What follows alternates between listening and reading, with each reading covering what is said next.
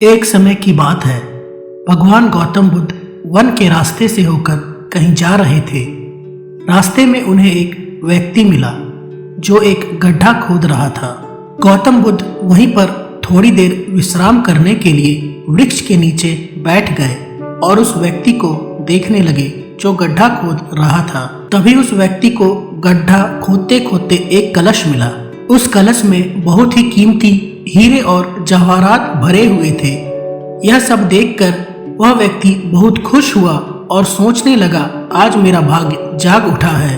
उस व्यक्ति ने हीरे जवाहरात से भरे हुए उस कलश को भगवान गौतम बुद्ध के चरणों में रख दिया और कहा, हे भगवान, आपके आशीर्वाद से मुझे यह बेशुमार धन दौलत प्राप्त हुई है, इसलिए मैं इसमें से कुछ हीरे जवाहरात आपको भेंट करना चाहता हूँ।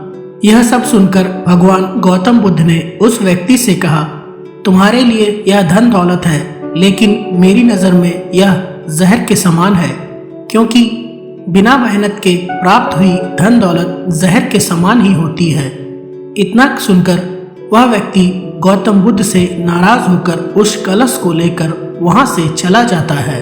उस व्यक्ति ने बाजार में सभी हीरे जवाहरात बेचकर बंगला, गाड़ी और बहुत सारी संपत्ति खरीद ली और गरीब से करोड़पति बन गया।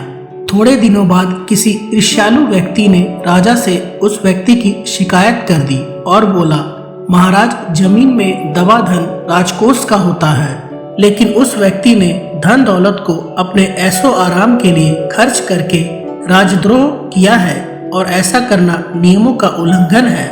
यह सब सुनकर राजा ने अपने सैनिकों को उस व्यक्ति को पकड़ने का आदेश दिया और राज दरबार में बुलवाया। तो राजा ने उस व्यक्ति से उस कलश को जमा करने के लिए बोला। राजा के सामने आकर वह व्यक्ति घबरा गया और उसने सब कुछ उगल दिया कि मैंने सभी हीरे जवाहरात बाजार में बेचकर संपत्ति खरीद ली है। यह सब सुनकर राजा ने उस व्यक्ति से कहा, ऐसा करके तुमने हमारे राज्य के नियमों का उल्लंघन किया है, इसलिए तुम्हें इसकी सजा जरूर मिलेगी। और राजा के आदेश से उसे अपने परिवार सहित जेल में डाल दिया गया और उसकी सारी संपत्ति जब्त कर ली गई। काफी दिनों बाद वह राजा जेल में कैदियों के निरीक्षण के लिए गया। तभी उस व्यक्ति ने राजा से अपनी सजा माफ करने के लिए आग्रह किया और कहा, महाराज, जब मुझे वह कलश जमीन में गड्ढा खोदते समय मिला तो भगवान गौतम बुद्ध वहीं पर मौजूद थे।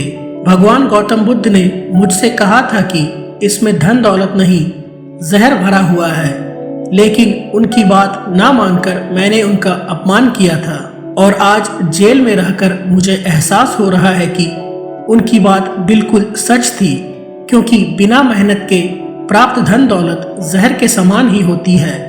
इसलिए मैं एक बार भगवान गौतम बुद्ध के दर्शन कर उनसे क्षमा मांगना चाहता हूँ। उस राजा ने भगवान गौतम बुद्ध को ससम्मान अपने राज्य में आमंत्रित किया और जेल से निकालकर उस व्यक्ति को भगवान गौतम बुद्ध के पास लाया गया। उस व्यक्ति ने भगवान गौतम बुद्ध के चरणों में बैठकर क्षमा मांगी तथा कहा, भगवान, आपकी बात बिल्कुल सत्य थी, क्योंकि कलश में सही में जहर भरा हुआ था, जिसके कारण मुझे अपने परिवार सहित जेल जाना पड़ा। भगवान गौतम बुद्ध के आदेश से राजा ने उस व्यक्ति को जेल से रिहा कर दिया। इसके बाद उस व्यक्ति ने उसी दिन से मेहनत से प्राप्त धन से अपना जीवन यापन शुरू कर दिया। इस कहानी से हमें यह सीख मिलती है कि बिना मेहनत के हासिल हुआ धन हमें कभी खुशी नहीं दे सकता है, क्योंकि बिना परिश्रम के प्राप्त हुआ धन विष के समान होता है। परिश्रम से प्राप्त किया हुआ धन हमारे खून पसीने का धन होता है और उसकी कीमत हमें पता होती है, इसलिए हम उस धन को सोच समझकर खर्च करते हैं। वहीं बिना मेहनत के कमाए हुए धन की हमें कीमत पता नहीं होती है और उस धन को हम गलत तरीके से खर्च करने लगते हैं और हम गलत रास्ते पर चलने लगते हैं। आपको यह स्टोरी कैसी लगी, आप मुझे नीचे कमेंट में ज़रूर बताएं।